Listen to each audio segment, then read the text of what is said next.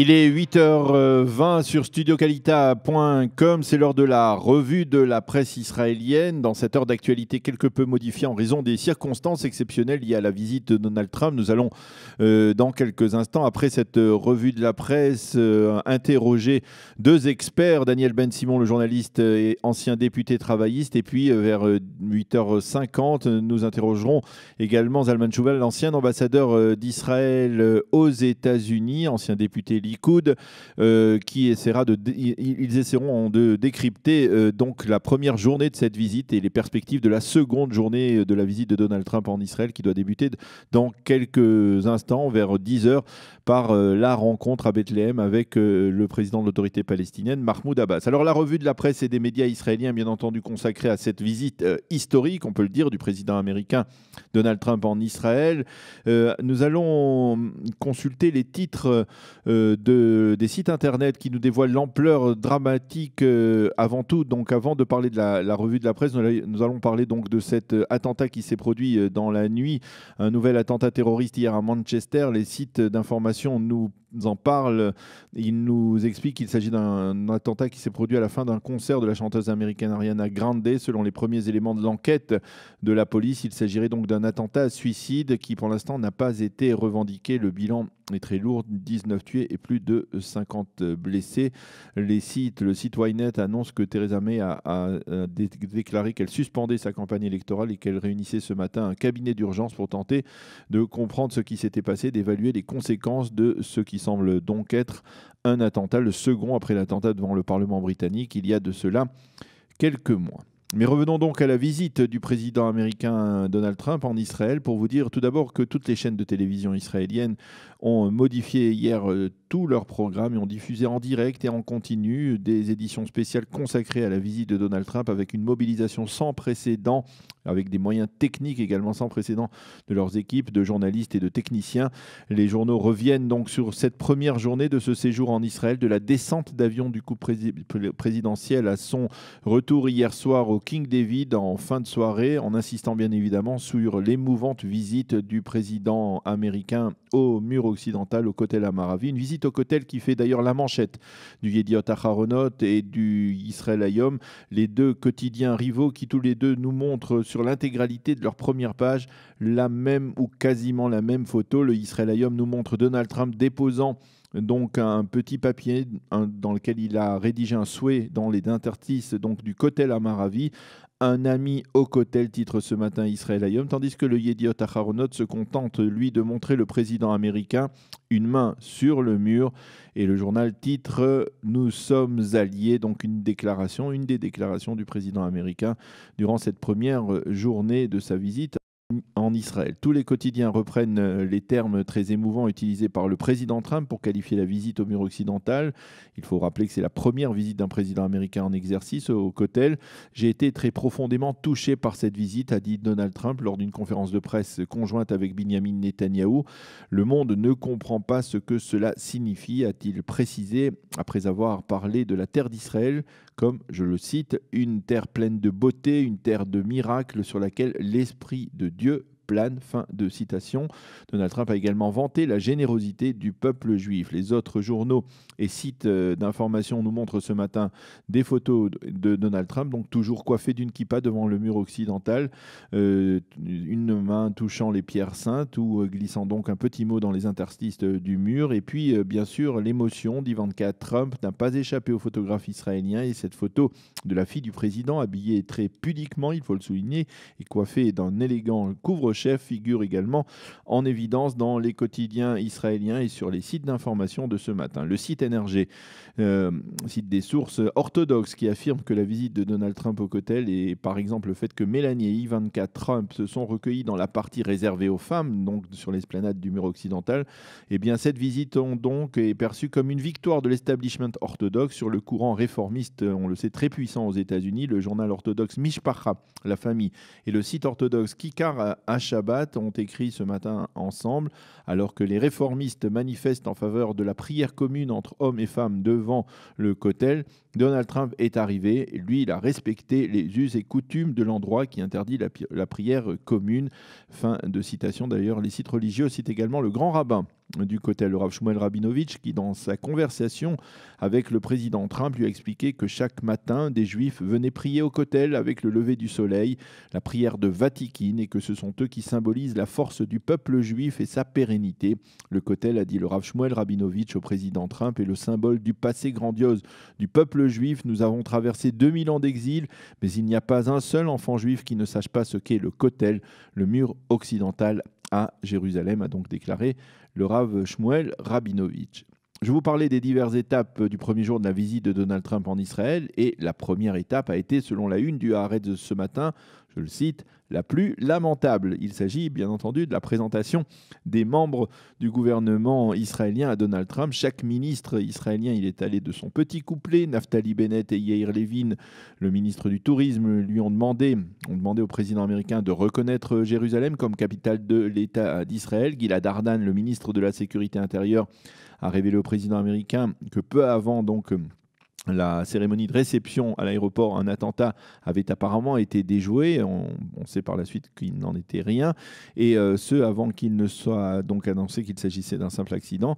Et puis, bien entendu, le Haaretz fustige le député Likoud, Oren Chazan, qui a mis très mal à l'aise Donald Trump et Benjamin Netanyahou en demandant au président américain s'il pouvait faire avec lui un selfie avant de le poster immédiatement sur Facebook ou Twitter. Les journaux israéliens affirment que cet incident du selfie d'Oren Chazan a été répercuté dans les médias étrangers qui se moquent des frasques du turbulent député Likoud, sans oublier de souligner que Chazan est actuellement ou a été soupçonné de proxénétisme. Et ce matin, Sima Kadmon commente cet incident en affirmant qu'il n'était pas nécessaire de faire tout un plat de ce selfie.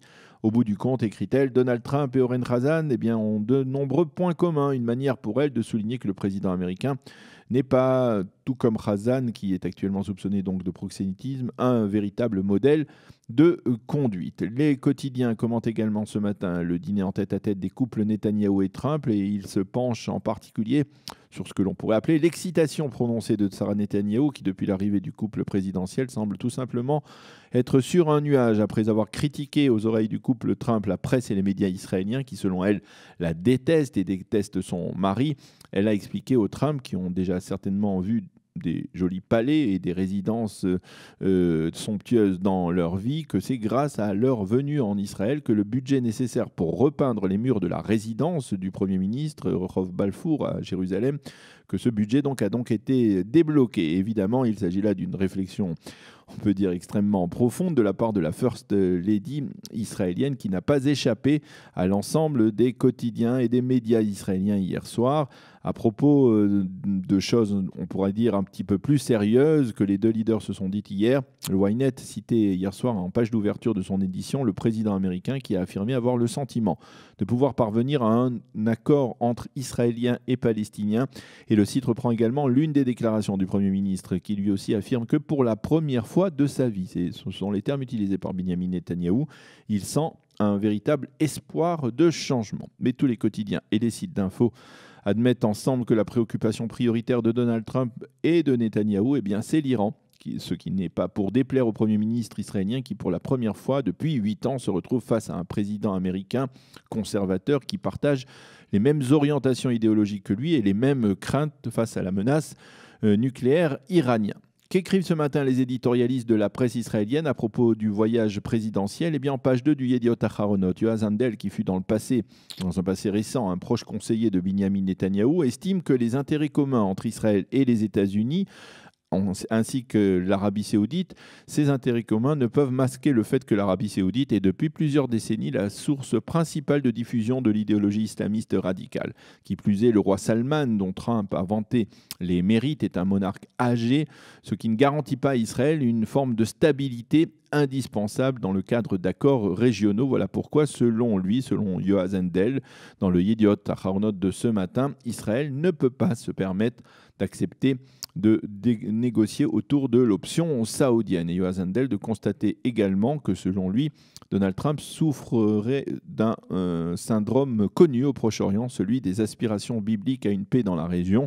écrit-il, mais même là, eh bien, impossible de se laisser séduire sans oublier que de retour à Washington, eh bien, Donald Trump retrouvera les enquêtes dont il fait actuellement l'objet, les enquêtes qui pourraient mettre en péril son mandat présidentiel. Voilà pourquoi il n'y a pas que Oren Khazan qui a fait un selfie hier avec Trump, écrit ce matin Yoav Handel. Tout l'État d'Israël s'est pâmé devant le président américain. C'est sympa, mais cela ne déterminera pratiquement rien, écrit-il. Quant à Shimon Schiffer, que nous avons déjà cité, il estime que l'État d'Israël risque de payer cher le dîner d'hier soir en tête-à-tête entre les deux couples Trump et Netanyahou, car au Proche-Orient, il n'y a pas de repas gratuit. D'une certaine manière, on pourrait dire, et c'est un commentaire personnel si vous le permettez, que si les Saoudiens vont payer cher pour s'armer auprès des Américains, plusieurs centaines de milliards de dollars, eh bien l'État d'Israël pourrait aussi, lui aussi, risquer de devoir payer cher le soutien chaleureux que lui exprime Donald Trump dans le cadre de cette visite en Israël. En page 3 du Israël Hayom, Dror Idar, le principal éditorialiste du journal, proche du pouvoir, proche de Binyamin Netanyahou, Dror Idar écrit que la visite de Donald Trump au Kotel est un symbole plus fort que tout. Elle vient insister sur le fait qu'il y a dans les relations entre les deux pays aussi un aspect spirituel, émotionnel et religieux. Le fait que le 45e président des États-Unis se soit rendu au Kotel à la veille des festivités du Yom Yerushalayim, 50 ans après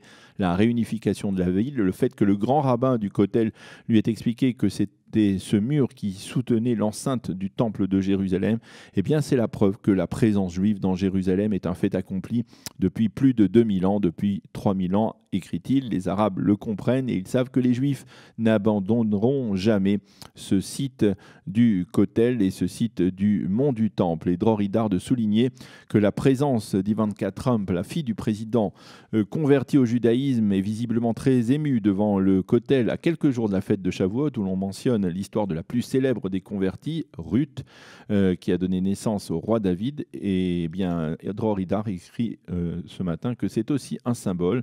Et ces larmes, écrit-il, eh bien, se sont jointes à celles de millions de Juifs qui ont prié au cours des générations devant le mur occidental.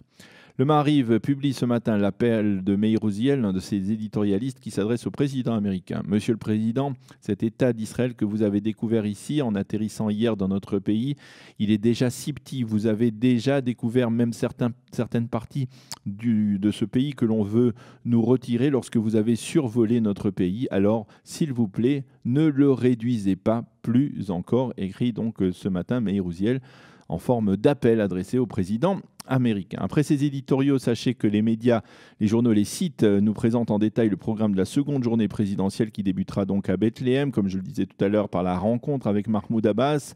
Cette journée se poursuivra ensuite à Jérusalem avec la visite déjà très commentée du mémorial du Yad Vashem, une visite d'une demi-heure à peine. Et ensuite, le président Trump se rendra au musée d'Israël pour y prononcer un discours important, et ce, même si les principaux commentateurs israéliens ne croient pas vraiment qu'il saisira l'occasion pour faire une déclaration déterminante ou pour annoncer la relance du processus de paix entre Israël et les Palestiniens. Le Israël Hayom croit d'ailleurs savoir que le président Trump se tournera vers les Israéliens directement et s'adressera à eux, on va dire presque par-dessus le gouvernement israélien démocratiquement élu. Voilà donc ce que la presse et les médias israéliens ainsi que les sites d'information publiés et diffusent ce matin sur la visite de Donald Trump en Israël.